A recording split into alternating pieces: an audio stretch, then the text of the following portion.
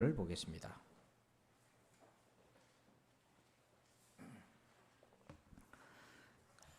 신약성경 사도행전 1장 8절 한 절입니다. 우리 화면도 참고하시고요. 우리 다 같이 한 목소리로 같이 함께 합독하겠습니다. 시작. 오직 성령이 너희에게 임하시면 너희가 권능을 받고 예루살렘과 온 유대와 사마리아와 땅끝까지 이르러 내 증인이 되리라 하시니라. 아멘. 할렐루야. 오늘부터 성령의 권능을 받자, 권능 받자라는 주제로 첫 번째 예루살렘 권능이라는 제목으로 함께 은혜를 나눕니다. 요즘은 굉장히 많이 느끼는데요. 신자들이, 교인들이 전도 대상인 겁니다. 이 자리에 앉아있는 여러분들 중에서도 정말 예수님 믿어서 계신 분도 있고, 아직 잘 안 믿기지만 믿으려고 앉아 계신 분도 있잖아요.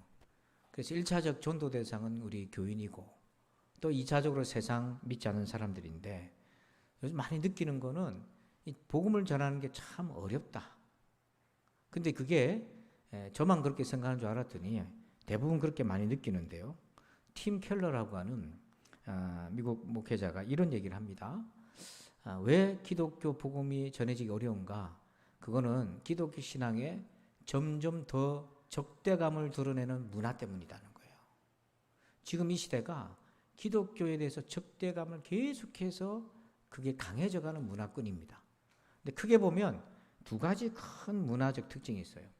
하나는 뭐냐면 이성주의적인 태도예요. 그러니까 여러분, 이성주의라는 게 뭐냐면 비합리적이거나 초월적인 내용은 배척하고 모든 것을 합리적, 이성적인 것으로 풀어내려고 하는 태도를 얘기해요. 그러다 보면 신앙이라는 것은 이성과 합리적인 것으로 풀지 못하는 영역이 있지 않습니까? 그런 것들은 배척을 해버리는 거예요. 그러니까 어떤 분이 그런 얘기 했습니다. 합리주의자, 합리적, 이게 좀 다른 개념이다. 그러니까 합리주의자는 말 그대로 원인과 결과로 풀어서 설명이 안 되는 거는 인정하지 않는 것, 배척해버리고, 나타나는 모든 현상은 언젠가는 원인과 결과로 설명이 될 것이다 라고 생각하는 것. 그래서 자기 논리나 사고 구조에 맞지 않은 것은 배척해버린다는 거죠. 그런데 합리적이라는 건 뭐냐면 그런 겁니다. 여러분, 예수님의 제자들이 생각해 보세요. 예수님의 순교를 하고 예수의 형제였던 그 야고보와 유다가 예수님이 복음을 전할 공생의 기간에는 안 믿었어요. 그런데 예수님이 부활하시고 난 이후에는 사도가 되고 제자가 되고 성경도 썼어요. 그러면 합리적인 사람이라면 정말 예수님이 부활하셨는가 보다 라는 생각을 할 수 있어야 된다는 거예요. 근데 합리주의자들은 그걸 배척해버리는 거죠. 그래서 합리적인 사람은 복음을 듣고는 그럴 수도 있겠다고 문을 좀 열어보는 거죠. 이것이 하나고, 또 하나는 뭐냐면 이겁니다. 교회에 대한 불신인데요. 정치적인 양극화 때문에 그래요. 여러분, 기독교 교회 안에도, 우리 교회도 보수적인 성도가 있고 진보적인 성도가 있을 것입니다. 이건 우리만이 그런 게 아니라 미국도 이것 때문에 머리가 아파요. 대한민국도 정치적인 양극화가 이루어졌어요. 교회는 어쩌다 보니까 보수적인 어떤 정치적인 세력에 더 친화적인 입장이 보이는데, 그러나 교인 중에는 진보적인 생각을 갖고 있는 사람도 있어요. 그러다 보면 교회가 보수 세대는 어필이 되는데 진보적인 세대에게는 외면당하는 현실이 돼버렸어요. 그래서 오늘 이런 장벽들이, 거대한 적대적 문화가 우리 앞에 딱 있습니다. 이런 상황 속에서 우리도 예외가 아닙니다. 우리 자녀들도 예외가 아니고 그 교육을 다 받고 오는 거죠. 이런 장벽을 넘어서서 어떻게 예수님 믿는 것이 가능한가? 어떻게 예수님을 믿을 수 있겠는가? 그 답을 사도행전에서 찾아봅니다. 8절 한번 읽어봅시다. 시작. 오직 성령이 너희에게 임하시면 너희가 권능을 받고 예루살렘과 온 유대와 사마리아와 땅끝까지 이르러 내 증인이 되리라 하시니라. 아멘. 자, 8절 끝에 보면 내 증인이 된다, 이 말은 증인되니까 굉장히 결연하게 보이는데 말하면 이것입니다. 그리스도인이 된다는 거예요. 여러분, 그리스도인이 되셨습니까? 교인하고 그리스도인하고 좀 달라요. 교인은 말 그대로 교회에 나오는 사람. 그리스도인 증인은 진짜 예수님을 믿고 만나고 중생한 사람. 정말로 그리스도인이 되려면 성경 뭐라고 얘기하냐면 오직 성령님이 임하고 그래서 권능을 받아야 된다는 거예요. 권능은 목사한테만 있는 게 아니고 우리가 다 받아야 된다는 거예요. 그래야지만 예루살렘, 온 유대, 사마리아, 땅끝까지라도 즉 우리의 삶의 환경이 예루살렘 혹은 온 유대 혹은 사마리아 혹은 땅끝 이게 다 다릅니다. 그런 상황이라 할지라도 그곳에서도 여전히 그리스도인으로서 살아갈 수 있다는 거예요. 우리 가운데 많은 사람들이 교회는 그리스도인, 삶의 현장에서는 이방인처럼 사는 사람이 얼마나 많습니까? 그게 아니라 내 삶이 예루살렘이든 유대든 사마리아든 땅끝이든 어떤 상황이든 증인, 그리스도인으로 살아갈 수 있다. 그런 신앙을 갖는 거는 다른 데서 답이 있는 게 아니라 오직 성령 하나님이 나에게 임하시면 내가 권능을 받는 거죠. 그래야만 된다는 거예요. 여러분 성령님은 하나님의 영이세요. 예수 그리스도의 영이십니다. 여러분 그러면 그 성령님이 내게 임하면 권능, 능력이거든요. 영적인 권세인데 그 권능이 뭡니까? 어떤 것일까요? 그게 내게 임하면 나를 어떻게 그리스도인이 되게 한다는 말입니까? 그 힌트가 첫 번째 힌트가 그 8절에 보면 성령이 너에게 임하시면 권능을 받고 첫 번째 어디가 나오죠? 예루살렘 이렇게 나오잖아요. 오늘 첫 번째 시간인데 예루살렘에서도 그리스도인으로 살 수 있어요. 그걸 예루살렘 권능이다 이렇게 제가 표현하는데 그게 뭡니까? 그거는요 예루살렘에서도 예수 그리스도를 믿는 신자가 되게 하는 권능입니다. 자 그러면 예루살렘이 어떤 곳인데요? 자 우리 마태복음 26장 56절 화면 보시고 읽어봅니다. 시작. 이에 제자들이 다 예수를 버리고 도망하니라. 예루살렘이 어떤 곳이냐면 예수님이 십자가에 못 박혀 죽고 체포당할 때 체포당하는 그 순간에 제자들이 다 도망갔어요. 도망만 간 줄 아십니까? 베드로는 예수님이 어떻게 되나 궁금해서 쫓아왔어요. 근데 자기를 알아보는 사람들이 있었어요. 그 사람들 앞에서 뭐라고 얘기했냐면 나는 예수 모릅니다. 즉 이 말은 나는 예수 믿는 사람이 아니에요. 나는 그리스도인이 아닙니다. 이렇게 자기 스스로 부정한 겁니다. 그러니까 예루살렘은 제자들에게 도망갔습니다. 두려워서. 그리고 나는 신자가 아니에요 라고 그렇게 외면했던 자리입니다. 그것이 두려웠던 예수님이 십자가에서 죽어버리시니까 허망한 겁니다. 신앙이 잘못되었던 어떤 이유에서든지 그 예루살렘은 뭐냐면 예수를 못 믿는 그런 환경이고 예수 믿으면 안 되는 상황이고 그래서 다 도망가는 자리입니다. 자 그런데요 제자들이 성령님이 임하고 권능을 받으니까 어떻게 확 바뀌었나?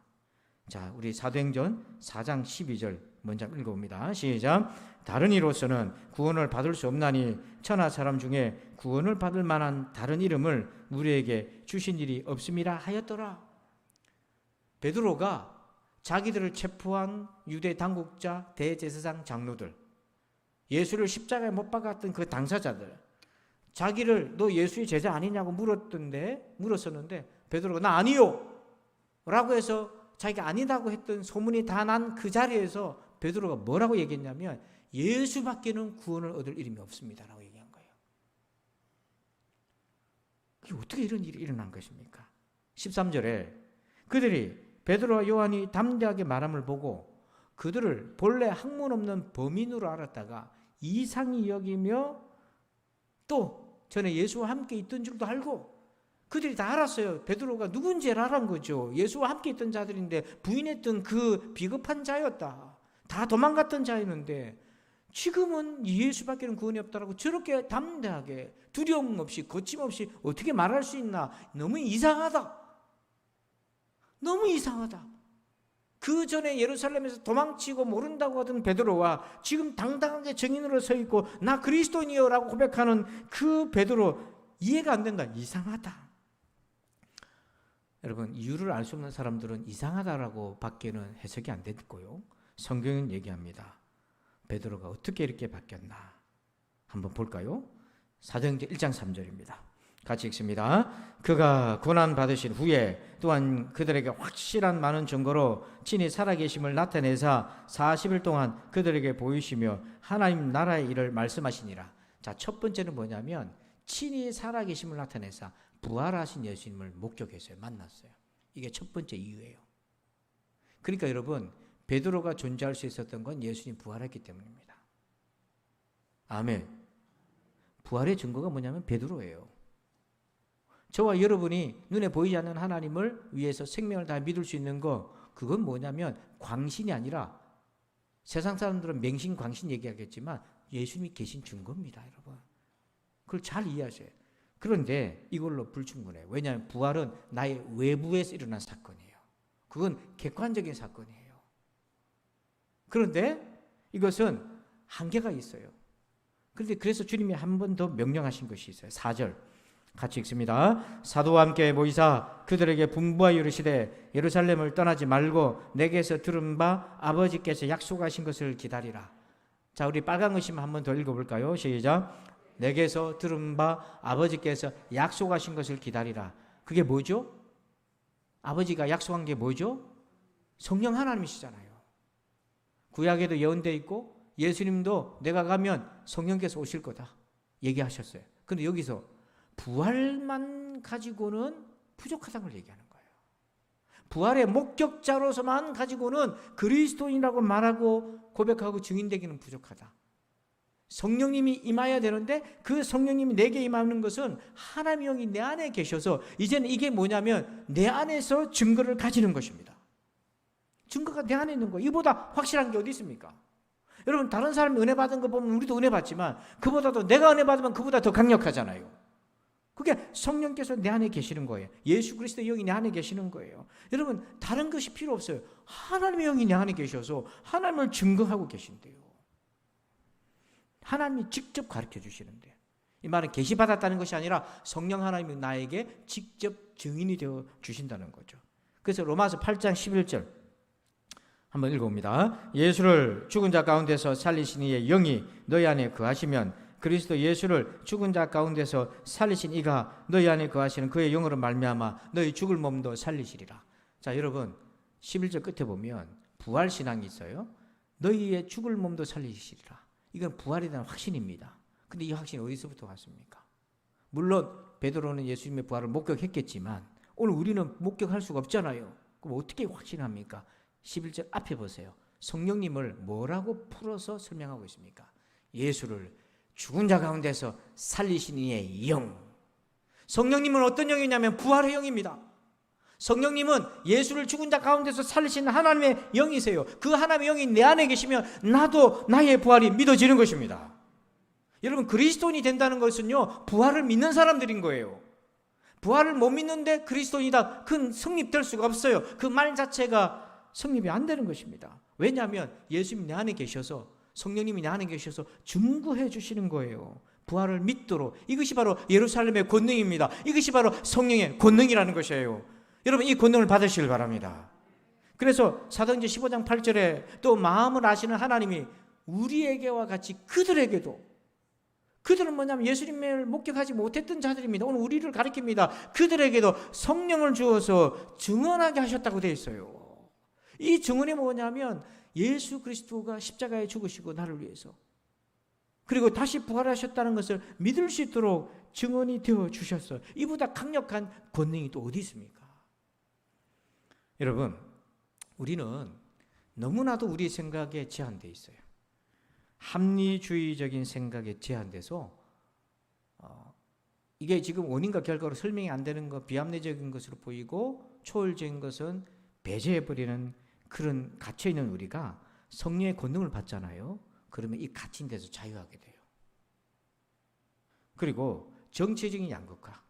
여러분, 예수를 잘 믿으면 보수적인 태도를 가져야 된다. 예수를 잘 믿으면 진보적인 태도를 가져야 된다. 그건 틀린 말입니다. 진보든 보수든 예수님을 다 담을 수가 없어요.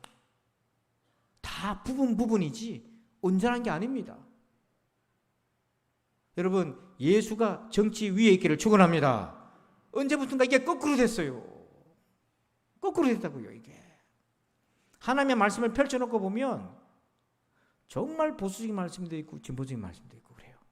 그 어느 것 하나가 하나님의 은혜를 담을 수 없어요. 그런데 그렇게 우리가 갇혀 있어요. 정치적인 양극화에 갇혀 있는 우리가 하나님의 나라를 보게 되는 경험이 생겨요. 하나님의 나라는 연합이거든요. 연합. 유대인과 이방인이 함께 화합하고 자리에 앉아서 밥도 못 먹는 관계인데 예수님을 믿으니까 벽이 무너지잖아요. 근데 왜 우리는 자꾸 벽을 다시 만들려고 하는 것입니까?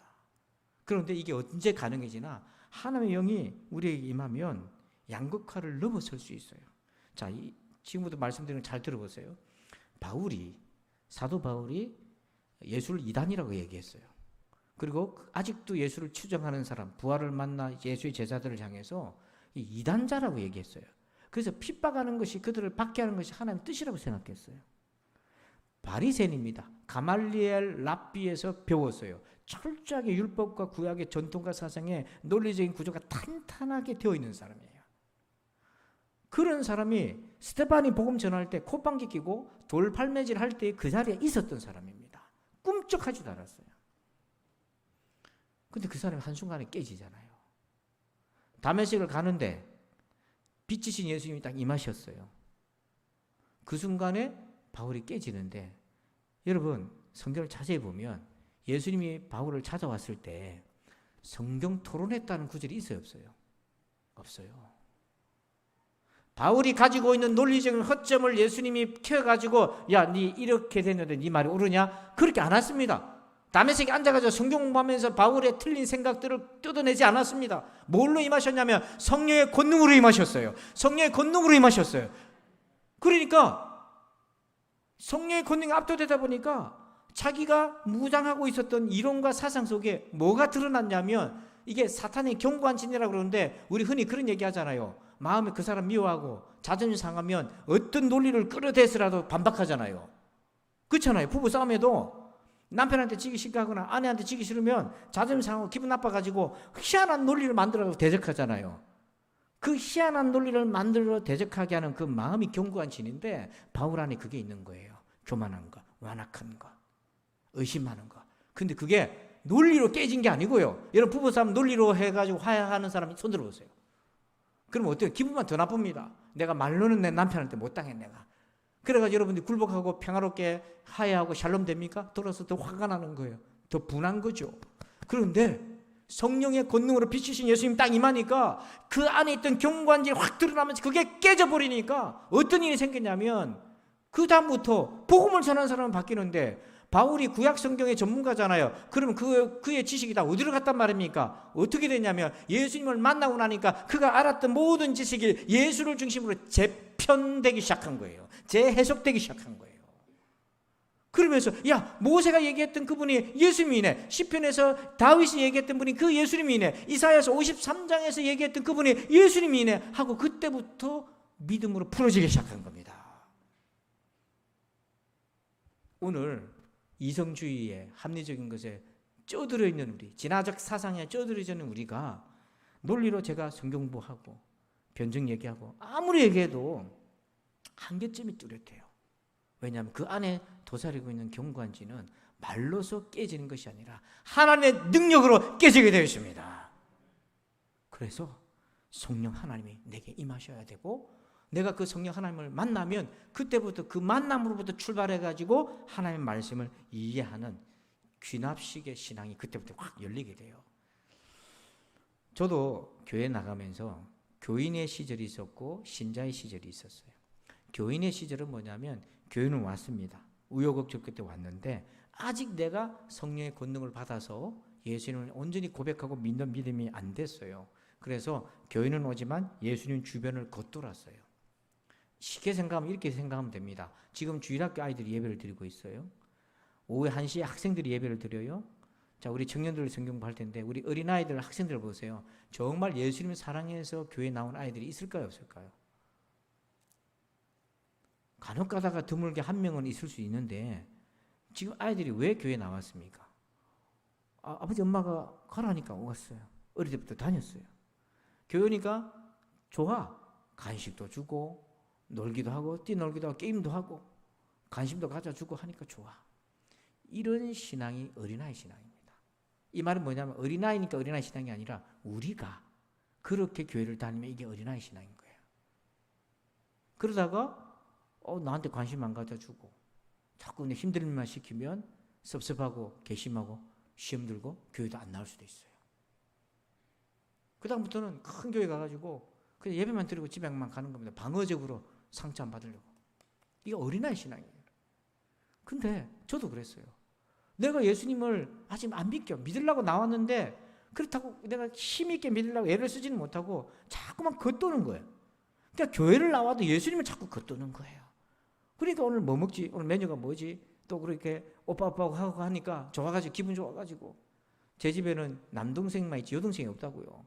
그러면 형님아 그러지 기분 나쁘면 막 욕하고 그러거든요. 덩치가 크니까 힘으로 나 누르려고 그러는데 교회 가면은 오빠 그러니까 제가 어디 가서 오빠 소리 들어보겠습니까? 그래 집사님들이 니 왔나 하고 쓰다듬어 주고 부모님이 엄해가지고요. 우리 아버지가 니 왔나 하고 탁 머리 쓰다듬으면 이게 아니고요. 니 왔나 빨리 가서 공부해라. 그 썰렁한데 교회 오면 아이고 집사님이 목사님이 니가 왔나 너무 좋아요.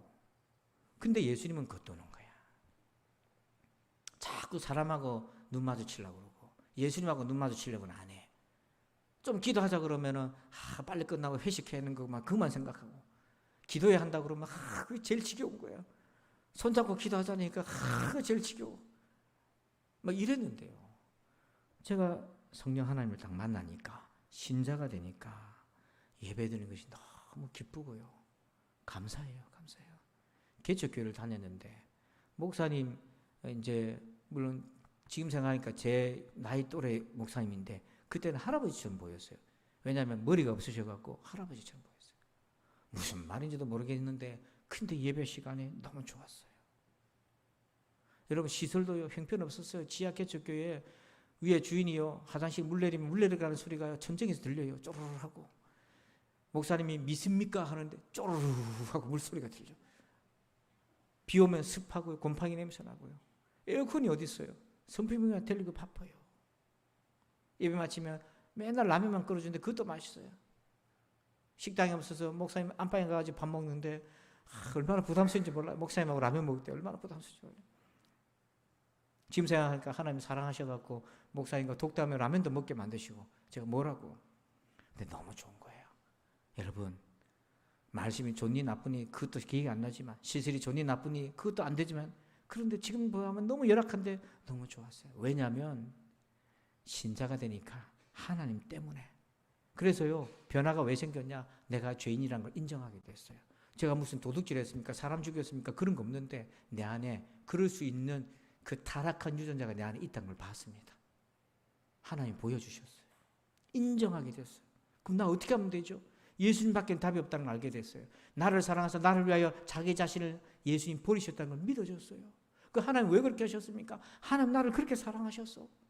그래서 부모의 사랑, 친구의 사랑, 형제간의 사랑이 채워주지 못한 부분, 인간은요 부모나 형제나 사람이나 애인이나 이런 데로부터 못 채워지면 그때부터 고통이거든요. 근데 하나님의 사랑으로 채워지니까 그게 좀 부족해도, 그래서 여러분 가정이 불우해도 예수 잘 믿으면 이겨나갈 수 있어요. 부부관계 어려워도 주님의 사랑이 있으면 이겨나갈 수 있어요. 근데 그 주님의 사랑이 없으면 못 견딥니다 그거. 그래서 자꾸만 다른 걸 찾아다니는 거죠. 그리고 내 안에 나 말고 딴 분이 계신 걸 알게 됐어요. 그게 바로 하나님의 영이 내게 임하니까 하나님이 내 안에 계신 것이 알게 됐어요. 그게 믿어지는 것보다 알게 됐어요. 정말 깨닫게 되고 확신하게 됐어요. 왜 이런 일이 생겼지? 그때는 몰랐는데요. 에스겔서 36장 27절 한번 읽어봅니다. 시작. 또 내 영을 너희 속에 두어 너희로 내 율례를 행하게 하리니 너희가 내 규례를 지켜 행할지라. 하도 유대인들이 안 되니까 이스라엘 백성들이라고 해서 하나님 불러주시고, 아브라함 후손으로 불러 특권을 주시고 율법도 주시고 모세도 주고 다 줬는데 그래도 자꾸만 어긋나고 죄지으니까 하나님이 어떻게 하셨냐면 하나님의 영을 너희 속에 내가 두겠다. 내주하겠다. 그래서 너희를 완전히 바꾸겠다. 그래서 이제는 율법을 행하는데 사람한테 눈에 들고 칭찬받기 위해서가 아니라 하나님 앞에서 신실하게. 여러분 율법주의가 왜 위험하냐면 율법을 가지고 자기 안에 있는 죄를 덮어버려요. 여러분 법치주의가 왜 위험하냐면 법을 가지고 자기 안에 있는 인간 안에 있는 죄를 덮어버린다니까요. 그래서 판사가 무죄, 증거 없음 그러면요 죄가 있는데도 자기 죄인 아닌 것처럼 떳떳하게 다닌다니까요. 근데 하나님이 임하시면 법원에서도 무죄해도 증거 없다 해도 하나님 아시니까요 회개하고 용서 구합니다.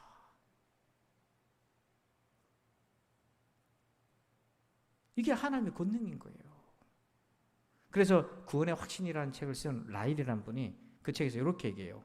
성령이 계시는 곳에는 예수 그리스도를 유일한 구주로 믿는 믿음이 있다.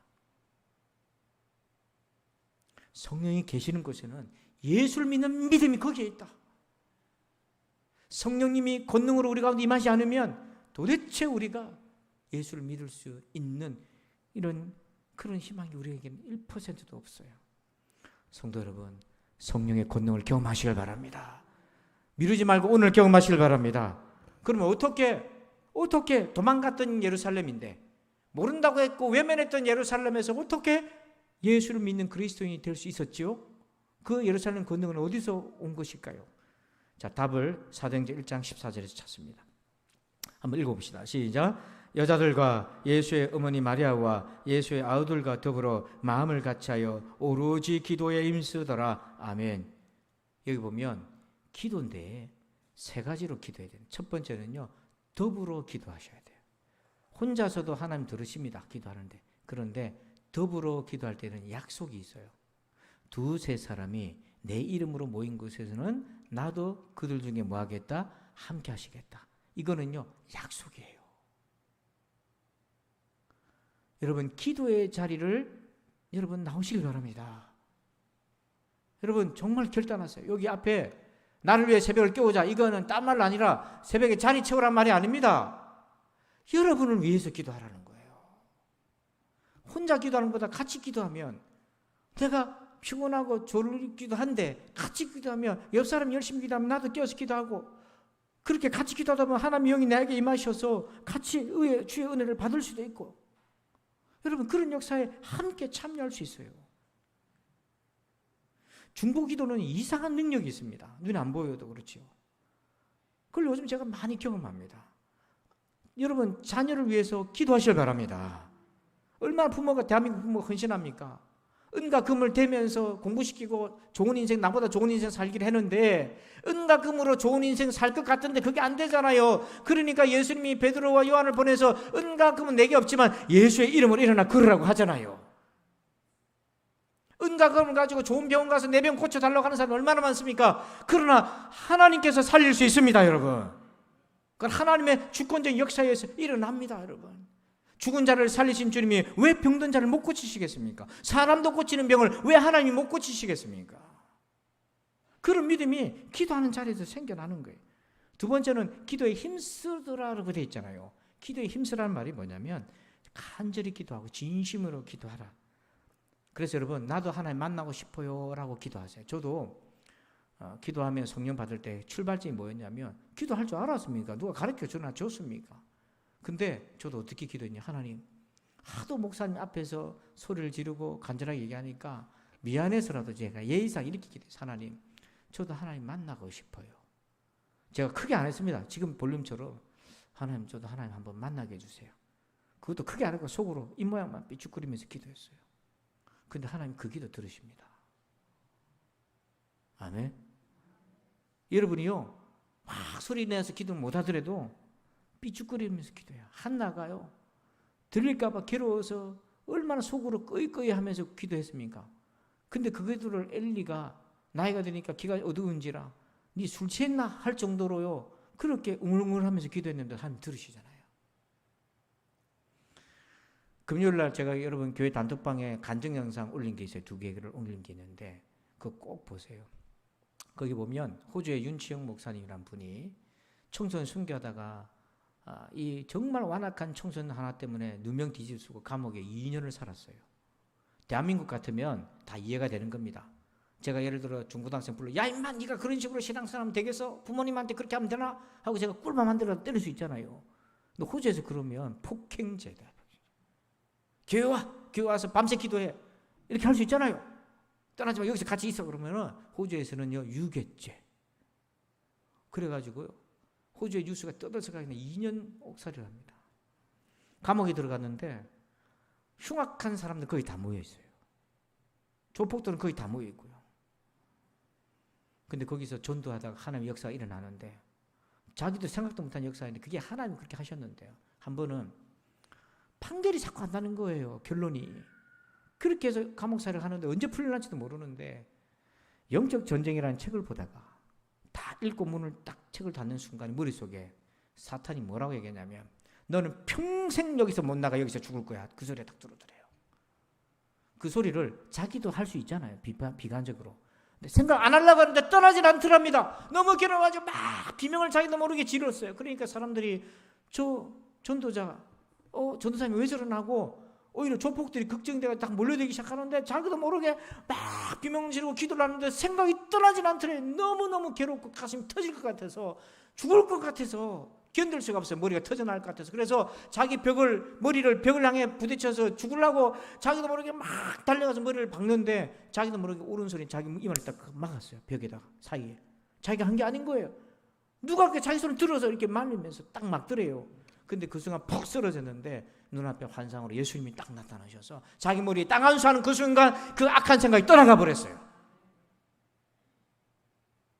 사탄이 준 거 자기 힘으로 막 그 생각 없애보려고. 여러분들도 여러분 안에 이상한 생각 들어오면 이런 생각 하지 말아야지 하는데도 안 되잖아요. 지금 이렇게 열변을 통하는데도 막 쏟아지는 졸음을 어쩔 수 없어 하잖아요. 아이고 속 터져 발 터져 오장육부 다 터지네. 그렇잖아요. 그런 게 우리 인간입니다. 그런 인간이 우리가 뭘 믿을 게 있습니까? 그런데 이 전도사도 그런 거야. 막 사탄이 쥐어자고 장악을 했는데 막 떠날 수가 없는데 예수님이 안수 딱 하니까 확 떠나가 버렸어요. 그래서 사람들이 와서 왜 그래 물었는데 내가 이래서 이런 소리를 듣고 괴로워서 기도했는데 예수님이 나타나서 날 살려줬다. 그러니까 거기 안에 있던 감옥에 있던 사람들이 다 같이 나도 그랬다 다 그랬다는 거예요. 그 생각에 눌려서 비참하게 살아갑니다. 근데 이 전도사 시절이니까 이 연수사님이 뭐라고 했냐면 그 귀신이 지금 여기 있다. 그러니까 다 놀란 거죠. 그래서 우리 기도해야 된다. 오늘부터 밤 11시에 모여 같이 기도하자. 그래서 다 모여서 그때부터 같이 기도하니까 하나님의 역사가 일어나기 시작한 거예요. 여러분 생각이라고 다 여러분 생각이 아닙니다. 속지 마세요. 가룟 유다가 예수님 배반할 때 사탄이 생각을 심어줬잖아요. 그게 마귀 생각이라는 줄 알았으면 싸워서 물리쳤을 건데 자기 생각인 줄 알고 합리적인 생각인 줄 알고 그게 잘하는 생각인 줄 알고 떱석 붙잡아서 예수님 배반해버리고 그는 스스로 정죄에 휘말려서 너무 괴로워서 견딜 수 없어서 목매달아 죽었잖아요. 은 30이 그게 이제 무슨 쓸모가 있어요. 그때부터 그 쳐다만 보면은 괴로운 거예요. 돈이 괴로운 거예요. 아무도 그 돈 안 가지려고 한 거예요. 그래서 여러분 우리 진짜 기도합시다. 진짜 기도합시다. 모양으로 기도하지 맙시다. 기도하는 척도 하지 맙시다. 저도 솔직히 고백하면 부끄러운데 모양으로 기도한 적도 많아요. 목사니까 기도해야 되고 새벽에 또 기도해야 되고 그래서 주여 찾기도 하고. 근데요 이 말씀 보면서 다시 깨닫습니다. 진심으로 기도하시기 바랍니다. 큰 소리는 작은 소리는 그게 중요한 게 아니라 정말 간절히 기도하시기 바랍니다. 마지막 세목째 어떻게 기도해야 되나? 사도행전 2장 1절 같이 읽어봅니다. 시작. 오순절 날이 이미 이름에 그들이 다 같이 한 곳에 모였더니. 자 1장에서 기도했잖아요. 1장에서 약속하신 것을 기다리라고 기도했잖아요. 2장 1절은 오순절 날이 되었어요. 이 시간 텀이 최소 40일에서 50일 사이입니다. 6월절과 오순절 사이가 그 기간이 그 정도 돼요. 그래서 다음 주 맥주감사절이면 유대인들은 절기상 오순절 절기랑 이렇게 겹쳐져요. 거의 시간상. 오순절이 그들에게는 맥주절과 같은 우리 같은 그런 날짜랑 함께 겹쳐지는데 이 말은 뭐냐면 기도를 하기로 했는데 얼마 동안 했다는 얘기입니까? 최소 40일, 50일을 기도했다는 얘기예요. 그것도 누가 그렇게 기도했냐면 예수의 어머니, 예수의 아우 형제들, 사도들이 모여가지고 40에서 50일간 기도해서 한 가지 기도죠. 뭐 가지고 했냐면 성령 받기를 위해서. 여러분 예수님의 제자 정도 되면 하루만 기도해도 성령이 임할 것 같은데 40일에서 50일을 기도했어요. 정기적으로 모여서 기도했어요. 같이 기도했어요. 전심을 다해서 기도했어요. 예루살렘에 그 기도의 다락방에 가면 소리가 울려요. 울리는 구조인데 거기서 기도했어요. 간절히 기도했어요. 그랬더니 성령이 불같은 성령, 급하고 강한 바람 같은 성령이 모든 사람이 다 알 수 있도록 성령이 그 시간에 임하셨어요. 여러분 예수의 어머니도 아우 형제도 제자들도 40일 50일 기도하는데 나는 어떻게 기도하고 있나? 나는 지금 기도 생활을 어떻게 하고 있나? 한두 번 하다가 성령님 임하실 기미가 없으면 아이고 나는 아닌가 보다 하고 접습니까? 안 해요. 기다리라고 하잖아요. 임하실 거니까 기다리라고 하잖아요. 기도로 기다리는 거예요. 그래서 저도 환상을 꾸면서 기도합니다. 우리 기도의 시간에만 하나님의 사람들이 기도해가지고 은혜 받는 게 아니라 주일 이 11시 예배 시간에 물론 조용하고 경건하게 예배를 드릴 수 있지만 제가 보니까 조용하고 경건하게 하면 숙면을 취하시더라고 보니까 코까지 골고요. 그래서 그거는 저의 영적 스타일이 또 아니에요. 하나님마다 그 종들마다 주신 은사가 다 있지 않습니까? 그러니까 여러분 어떤 경우는 저하고 코드가 안 맞는 분이 힘들어해요. 막 크게 기도하고 같이 부르자면 머리가 혼미하신 분들도 있어요. 그래서 그런 분들은 교회를 떠나지 말고 뒤에 미니 카페가 조용히 기도하셔도 되는데 성경에 보면 부르짖어 기도하라고 하잖아요. 그러면 나도 부르짖어 기도하는 자리 또 와야 되고 도전도 받고 이제 그렇게 해서 같이 기도하면 이 예배 11시 예배 드릴 때 여러분 일주일에 168시간 동안 세상 속에 살다가 예배 1시간 드리는데 설교 30분 듣는데 여러분 이 1시간에 하나님 만나야 될 거 아닙니까?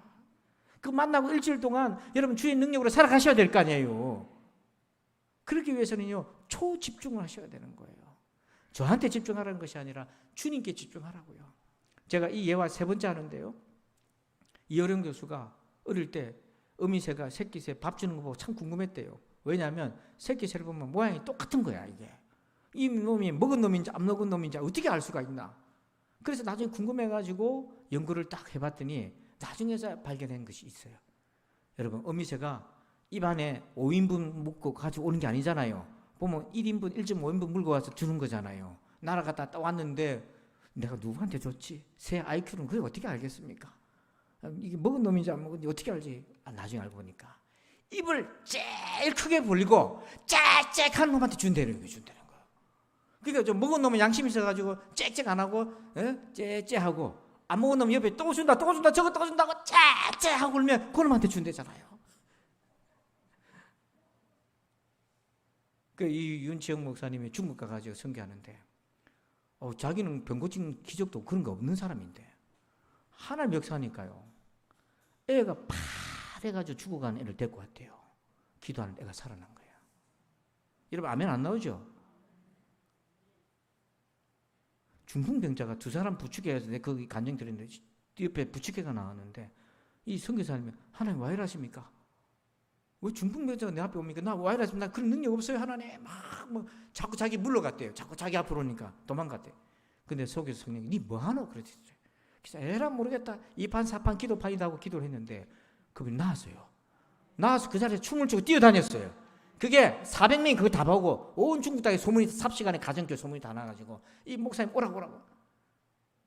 그러니까 사람들이 와가지고 빨리 설교 끝나고 기도했고 그만 쳐다보고 있는 거예요. 그러니까 기도 길게 하면 설교 길게 하면 이러고 보는 거예요. 빨리 기도만. 여러분 하나님이 역사하시면 그런 일이 일어나는 거예요. 근데 기도하기가 겁나더라는 거 나중에. 너무 힘든데 여러분 400명이 모여서 기도 받으려고 줄을 섰다는데 어떤 사람이 있냐. 분명히 기도해줬는데 돌아서서 또 줄을 서는 거예요. 그러면 1200번 기도해요. 그런 사람들은 많아요. 그런 사람들은 많아요. 저도 솔직히 고백합니다. 코로나 검사 받아갔다가 이제 신속 항원 검사를 받았어요. 받고 나니까 좀 더 정확하게 해서 돌아서 또 줄 섰어요. 그래가지고 PCR 또 검사 받았어요. 신속 항원 검사 다 받고 PCR 다 받았어요. 은혜 받으려고 줄 몇 번 서는 사람 얼마나 많습니까? 여러분 우리 얼마나 간절히 기도합니까? 내 생명이 달려있는데 여러분 내가요 믿음 안 가지면 자식한테 그 믿음 못 줍니다. 부모가 안 믿는데 자식 보고 믿으라 하겠습니까? 포장을 하죠. 내 자녀는 인격이 있으니까 알아서 할 겁니다.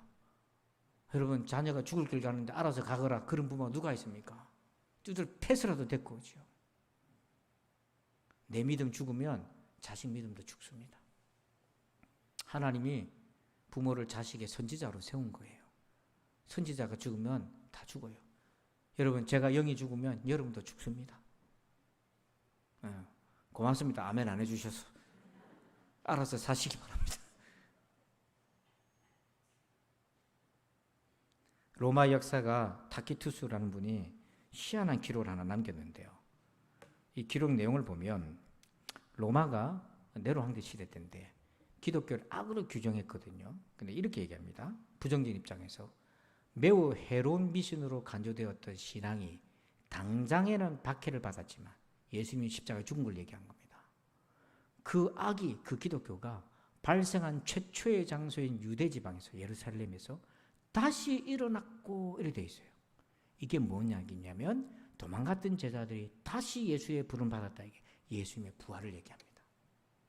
그리고 심지어 로마에서도 생겨났다. 이거는 기독교에 대해서 적대감을 가지고 무시하던 로마 타키투스라는 역사가가 기독교에 대해서 기록한 역사 문헌에 나온 구절이에요. 다시 일어났고. 뭘로 설명됩니까? 예수의 부활 말고는 뭘로 설명이 돼요? 예수의 성령의 권능 말고는 설명할 길이 없어요. 사도행전 1장 8절 우리 다 같이 한번 선포합시다. 시작. 오직 성령이 너에게 임하시면 너희가 권능을 받고 예루살렘과 온 유대와 사마리아와 땅끝까지 이르러 내 증인이 되리라 하시니라. 아멘. 내 증인 그리스도인이 될 것이다. 예루살렘에서, 도망갔던 예루살렘에서, 모른다고 하던 예루살렘에서 성령이 임하고 하나님의 능력이 내 안에 임하시면 그것이 증거가 되기 때문에 그래요. 여러분, 성령님을 사모합시다. 권능 받읍시다. 진짜 그리스도인 됩시다. 기도합니다. 아버지, 진짜 그리스도인 되기를 원합니다. 이 시간 우리가 하나님을 찬송하고 기도할 텐데 오늘 들은 말씀은 성령의 검으로 붙들고 진짜 기도해서 성령 임하시고 권능 받고, 나 예수 몰라요, 안 믿겨져요, 그랬던 내 인생 예루살렘에서 예수님 믿습니다, 그분은 부활하셨습니다라고 진짜 고백할 수 있는 믿음 되게 하여 주시옵소서. 예수님의 이름으로 기도합니다. 아멘. 여러분, 197장 은혜가 풍성한 하나님 찬송할 텐데 제가 지금까지는 설교만 하고 찬송하고 예배를 마쳤는데 오늘은 찬송하고 기도 한번 합시다. 간절히 기도합시다. 말씀 가지고 기도하는데 그냥 하지 말고 들은 말씀 가지고, 그걸 성령의 검이라고 하잖아요. 검을 들고 기도합시다. 그래서 원수 사단, 의심, 경관진 다 깨뜨리고 여러분 딱 한 가지, 나도 성령의 권능 받고 예루살렘에서 증인 되게 해주세요. 그렇게 우리 기도합시다. 우리 197장 박수하면서 찬송합시다.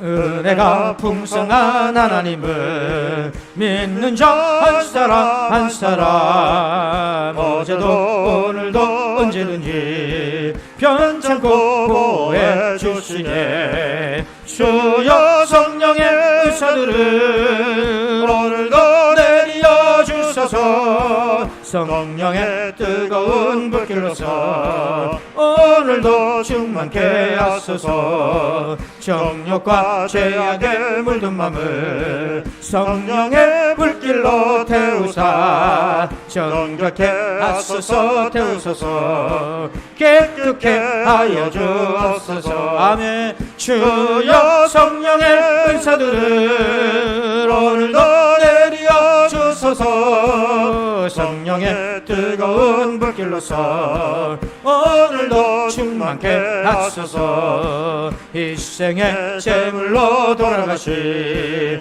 어린 양 우리 주 예수여, 그 속에 은혜를 내리시사 오늘도 구원해 주소서. 아멘. 주여 성령의 의사들을 나에게 내려 주소서. 성령의 뜨거운 불길로서 오늘도 충만케 하소서. 주님의 기쁘신 은혜만을 세상에 널리 전하리니 하늘의 능력과 권세로서 오늘도 입혀 주옵소서. 아멘. 주여 성령의 은사들을 나에게 내려 주소서. 성령의 뜨거운 불길로서 오늘도 충만케. 주여 성령의 의사들을 나에게 내려 주소서. 성령의 뜨거운 불길로서 오늘도 충만케 하소서. 기도하겠습니다. 이 시간 기도할 텐데 여러분 준비되셨습니까? 여러분 사모하십니까? 정말 간절히 주님의 은혜를 사모하십니까? 성령의 권능 받고 예수님의 그 증언이 내 속에 역사하여서 진심으로 예수를 믿는 사람 되기를 원합니까? 그 구원의 은혜를 누리기 원하십니까? 그렇다면 우리 두 손 높이 드십시다. 우리를 위해 십자가를 져주신 주님 앞에 우리가 두 손 높이 들고 주여 한번 외칠 텐데, 여러분 정말 여러분 중심을 담아서 진심으로 간절하게 나에게 임하여 달라고 그 한 가지 기도 제목 가지고 우리 다 같이 합심해서 한번 기도합시다. 주여 아버지 하나님 임하여 주옵소서. 성령 하나님 사랑하는 부산인 성도들에게 임하여 주옵소서. 이 시간 아버지 예배하는 이 자리에 말씀을 듣고 성령의 검을 가지고 말씀을 따라 순종하며 기도하는 저들에게 임하여 주옵소서. 하나님 아버지 오직 성령이 너에게 임하시면 너희가 권능을 받고 예루살렘에서 나의 증인이 되리라. 내가 예수님 몰라요, 나는 안 믿겨져요, 도망가고 외면했던 그 예루살렘에서 예수는 그리스도라고 담대히 고백하며 예수님이 나를 위해 십자가에 달려 돌아가셨고 3일 만에 부활하신 예수님을 내가 믿습니다. 나도 주님처럼 부활할 것을 믿습니다. 영원한 생명이 믿어집니다. 이 성령의 충고를 가지고 살아가기 원하는 우리 모든 부산진 권속들에게 성령 하나님 임하여 주옵소서. 불같은 성령에 임하여 주옵소서. 아버지 성령의 큰 불이여 임하여 주옵소서. 해보다 더 밝은 빛으로 임하여 주옵소서. 그래서 모두 성령 받게 하여 주시고 권능 받아서 예수 믿게 하여 주옵소서. 진짜 그리스도인이 되게 하여 주옵소서. 진정한 그리스도인으로 살게 도와주시고 어딜 가나 아버지 은과 금으로 살지 않고 예수 이름으로 살게 도와주옵소서. 하나님 주신 은과 금을 가지고 주의 나라 위에 쓰게 하시고 예수 이름을 선포하며 전하게 하여 주옵소서. 아버지 우리 자녀들에게 은과 금을 물려주기보다 예수 이름을 물려주게 도와주시옵소서. 하나님 아버지 이 시간에 아버지 우리를 축복하여 주옵소서. 우리 성도들에게 예수 이름이 있게 하여 주옵소서. 예수 이름이 있게 하여 주옵소서. 예수 그리스도의 이름이 역사하여 주옵소서. 하나님 아버지 도와주옵소서. 하나님 인도하여 주옵소서. 함께하여 주옵소서. 아버지 우리 성도들의 신앙이 회복되고 아버지 일어서게 도와주옵소서. 불과 같은 성령이여 아버지 여러분 아픈 부분에 손을 올리시다. 하나님 병을 고쳐주옵소서. 신유의 은사로 함께 해달라고 주여 한번 외칩시다. 주여 아버지 도와주옵소서. 이 시간 도와주옵소서. 하나님 사람도 고치는데 우리 하나님 못 고칠 질병이 어디 있겠나이까. 아버지 하나님 치료하여 주옵소서. 질병아 너의 이름이 무엇이든지 간에 예수 그리스도 이름 앞에 무릎을 꿇고 떠나갈지어다. 아버지 하나님 고쳐주시옵소서. 아버지 지금도 성령 역사가 일어나는데 왜 나에게는 역사가 일어나지 않는지요. 하나님 우리가 간절히 구합니다. 주님 찾아오시옵소서. 만나주옵소서. 준비된 영혼에게 임하여 주옵시고 긍휼히 여겨 주옵소서. 하나님 각 사람의 처지 형편에 따라 역사하여 주옵소서. 주여 인도하여 주시옵기를 원하옵니다.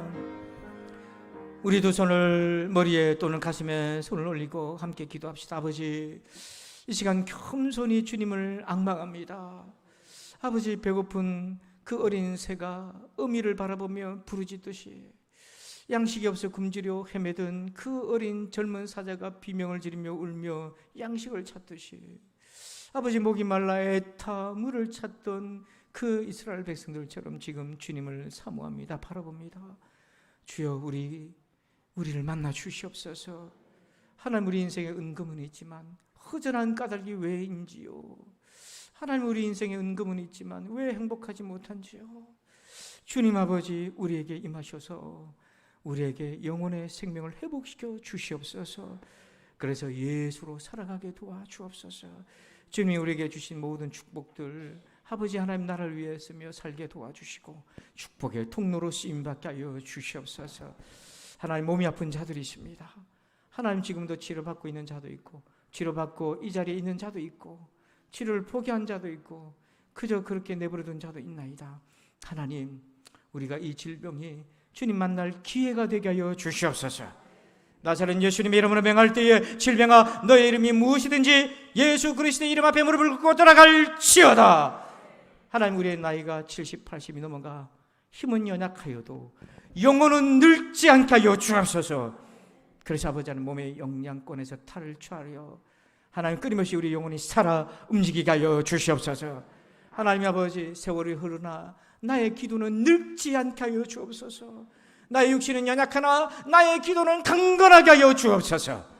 이제는 우리 구주 예수 그리스도의 은혜와 하나님 아버지의 그 크고도 놀라우신 사랑하심과 성령님의 감화 감동 교통 은혜 충만하심의 역사하심이 오직 주의 은혜를 사모하는 저들 위해, 예루살렘 권능을 사모하는 저들 위해 이제부터 영원토록 함께 계실지어다. 아멘.